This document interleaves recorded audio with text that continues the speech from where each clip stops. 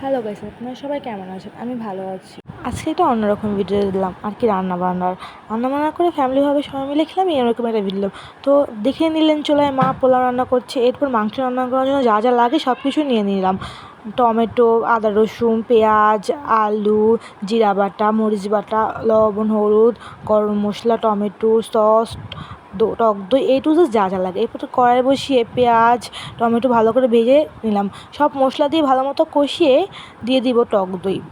দইটা আমার খুবই ফেভারিট, তাই আমি সবসময় চেষ্টা করি মাংসের মধ্যে টক দইটা দেওয়ার। টক দইটা দিলে মাংসটা মানে স্বাদই অন্যরকম হয়ে যায়। তারপর টমেটো সসও দিই, এটা দিলেও আমার খুবই ভালো লাগে, মানে মাংসের টেস্টটাই অন্যরকম হয়ে যায়। তাই চেষ্টা করি এই দুটো জিনিস দেওয়ার, আপনিও দিয়ে দেখবেন, খুবই ভালো লাগবে। এরপর ভালোভাবে সসটা দিয়ে নাড়াচাড়া করে দিয়ে দিব আলু, মাংস দিয়ে ভালো মতো নাড়াচাড়া করে নামিয়ে নেব। ওই ভিডিওটা নিতে ভুলে গিয়েছি। এরপর সালাদ কেটে নিলাম, তাই পেঁয়াজ, মরিচ, লেবু।